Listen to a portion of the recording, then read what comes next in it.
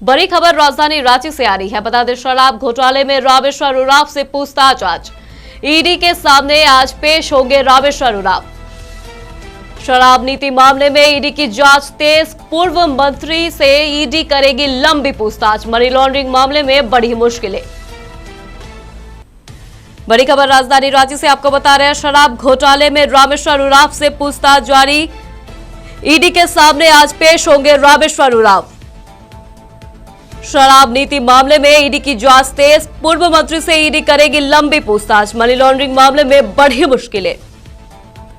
शराब घोटाले में रामेश्वर उरांव से पूछताछ जारी। ईडी के सामने आज पेश होंगे रामेश्वर उरांव।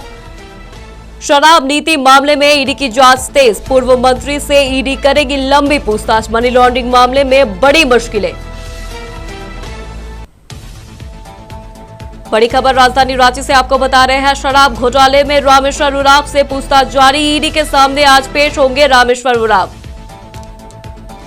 हमारे साथ अधिक जानकारी के लिए सूरज जुड़ गए हैं फोन लाइन पे। सूरज, कल भी ईडी ने रामेश्वर उरांव के बेटे रोहित उरांव से पूछताछ किया था और लगातार 10 घंटे तक ये पूछताछ चला था, पर उन्होंने कुछ सवालों के जवाब नहीं दिए थे। इसको लेकर क्या जानकारी है?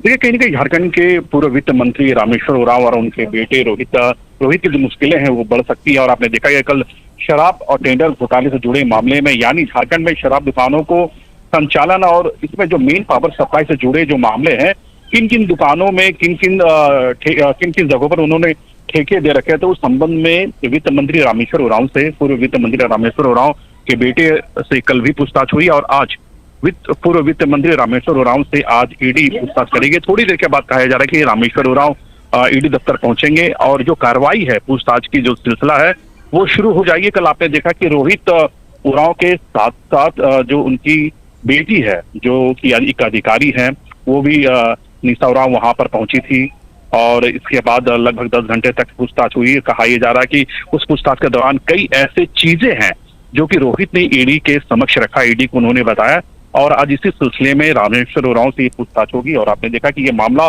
2023 का है, जबकि राज्य के विभिन्न संस्थानों पर छापेमारी की गई थी और रामेश्वर उरांव के जो बेटे हैं रोहित उरांव के जो घर है, घर से कुछ कैश बरामद हुए थे, कुछ कागजात बरामद हुए थे और उसमें ये कथित रूप से जो मनी लॉन्ड्रिंग के जो पहलू है उससे ये नेक्सस को जोड़ा गया है और उसी के आधार पर इन्हें नोटिस भेजी गई थी और उसी आधार पर कल भी रोहित उरांव से पूछताछ हुई। आज उनके पिता झारखंड के जो पूर्व वित्त मंत्री है रामेश्वर उरांव, उनसे आज पूछताछ होगी। सूरज, उनके ठिकानों से 30 लाख मिले थे और आज रामेश्वर उरांव से ईडी पूछताछ करेंगे और ये दूसरी बार समन है जो रामेश्वर उरांव ईडी के पास पूछताछ के लिए जाएंगे। तो इससे क्या कुछ निकलकर सामने आ रही है? देखिए, जिस तरह से जैसा हमने बताया कि 2023 का मामला है और 2023 में आपने देखा कि जो कि शराब दुकानों का संचालन को लेकर जो मेन पावर सप्लाई हुए थे, उनसे जुड़े जो कंपनियां हैं, उससे संबंधित वित्त मंत्री रामेश्वर उरांव को नोटिस भेजी गई थी। उसमें यह कहा गया था कथित रूप से रामेश्वर उरांव के जो बेटे हैं रोहित उरांव, वो जुड़े हुए थे और उस समय तत्कालीन वित्त मंत्री हुआ करते थे रामेश्वर उरांव। तो उस वक्त का ये मामला है।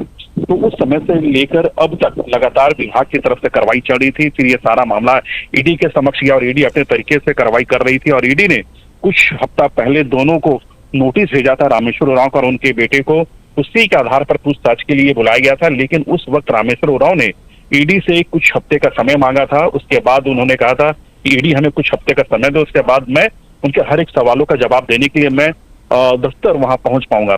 तो अब उसी सिलसिले में अब रामेश्वर उरांव की आज बुलाहट है। रामेश्वर उरांव अब वहां पहुंचेंगे। अब ये देखना कि रामेश्वर उरांव से पूछताछ के दौरान इन तमाम चीजों से जुड़े क्या कुछ जवाब देते हैं, ये थोड़ा और इंतजार करना होगा।